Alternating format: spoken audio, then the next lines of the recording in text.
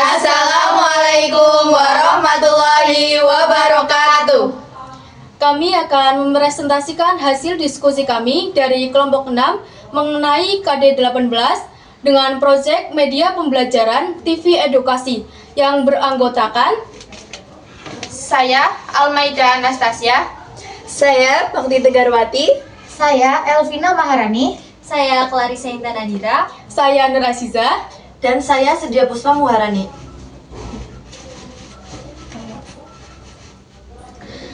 KD18A, peran Indonesia dalam menciptakan perdamaian dunia melalui hubungan internasional. Konferensi Asia Afrika tahun 1955. Konferensi bertujuan untuk menghimpun persatuan negara Asia Afrika. Konferensi ini dipelopori 5 pemimpin negara, yaitu 1. Indonesia oleh Ali Sastro Amrityojo, 2. India oleh Jawaharlal Nehru, 3. Pakistan oleh Muhammad Ali Bogra, 4. Burma oleh UNU, yang kelima Sri Lanka oleh Sir John Katelawalan. Konferensi 18 sampai 25 April 1955 ini menghasilkan prinsip utama gerakan non-blok GNB yang disebut Dada Sila Bandung. Pengiriman kontingen Garuda atau KONGA. Indonesia mengirimkan kontingen Garuda KONGA seperti 1. Mengirimkan KONGA 2 dan 3 untuk menjaga perdamaian di KONGA. 2. Pengiriman KONGA 4, 5, dan 6 untuk menjaga stabilitas Indonesia karena Perang Vietnam. 3. Pengiriman KONGA masih aktif berpartisipasi dalam menjaga perdamaian dunia. Pelopor gerakan non-blok atau GNB. Munculnya GNB ini diawali karena perang dingin antara blok timur dan blok barat yang menyebabkan negara-negara yang baru merdeka di kawasan Asia, Afrika, dan Amerika Latin menjadi target perebutan pertarungan pengaruh.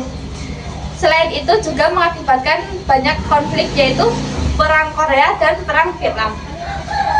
Pendirian Pusat Perdamaian dan Keamanan di Indonesia. Kawasan Pusat Perdamaian dan Keamanan diresmikan oleh Presiden Susilo Bambang Yudhoyono pada 7 April tahun 2014 di Sentul, Bogor, Jawa Barat.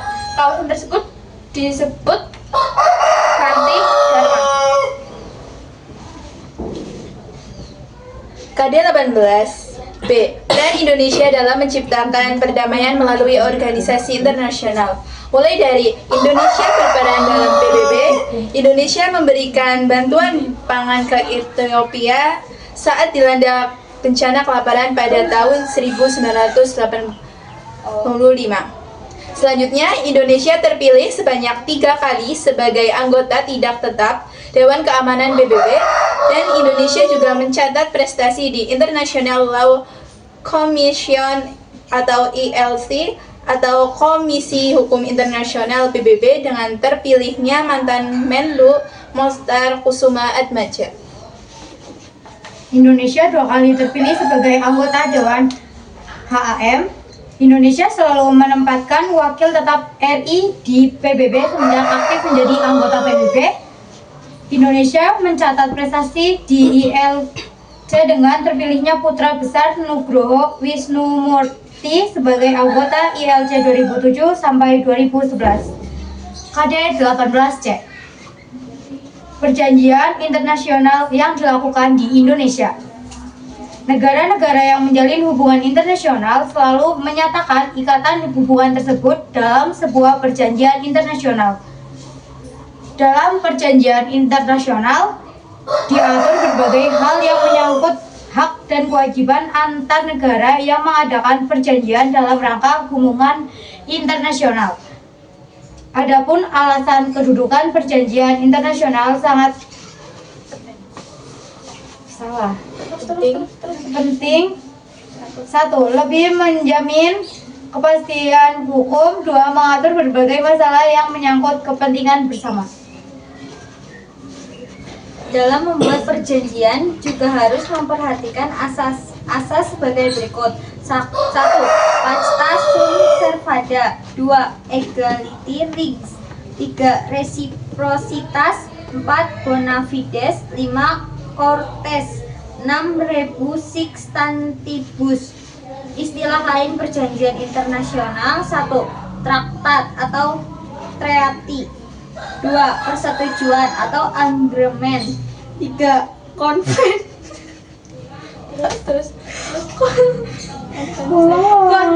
atau konvension.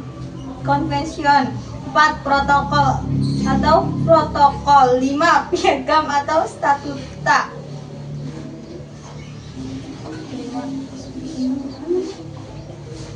6. Charter. 7. Deklarasi dan lain-lain.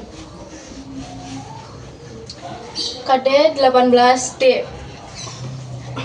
Kedudukan perwakilan diplomatik Indonesia. Perwakilan diplomatik adalah perwakilan yang kegiatannya melaksanakan kepentingan negaranya di luar negara. Seseorang yang diberikan tugas sebagai perwakilan diplomatik disebut diplomat. Proses pembukaan serta pengangkatan perwakilan diplomatik. Yang pertama, kedua negara atau kedua belah pihak melakukan pertukaran informasi mengenai kemungkinan dibukanya perwakilan diplomatik. Yang kedua, masing-masing kedua belah pihak mengajukan permohonan mengenai persetujuan atau agreement untuk menempatkan diplomatik belah pihak negara. Yang ketiga, setelah mendapatkan persetujuan oleh negara penerima atau kedua belah pihak untuk saling menempatkan kedua diplomat, maka diplomat tersebut memperoleh surat kepercayaan dari Departemen Luar Negeri oleh masing-masing kedua belah pihak negara yang ditandatangani oleh kepala negara. Surat kepercayaan tersebut menjelaskan kebesaran identitas non-diplomat yang telah ditempatkan. 4. Para penerima surat kepercayaan atau para diplomat wajib menemui Direktur Protokol Departemen Luar Negeri. 5. Penyerahan surat kepercayaan oleh diplomat kepada pihak negara yang akan menerima surat tersebut diserahkan langsung kepada kepala penerus. Dalam suatu upacara penyerahan surat kepercayaan tersebut, seseorang diplomat harus menyampaikan pidato di hadapan seluruh peserta dan kepala negara penerima. Isi pidato tersebut harus sudah diketahui oleh Menteri Luar Negeri negara penerima tuannya, yaitu 1. Memelihara kepentingan negaranya terhadap negara lain.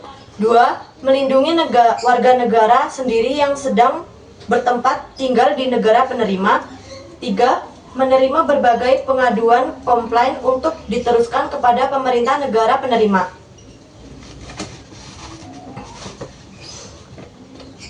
Sekian presentasi dari kelompok kami. Jika ada kesalahan, mohon dibicarakan baik-baik, bukan malah pergi mencari yang lebih baik. Hidup sendiri tanpa kekasih. Sekian,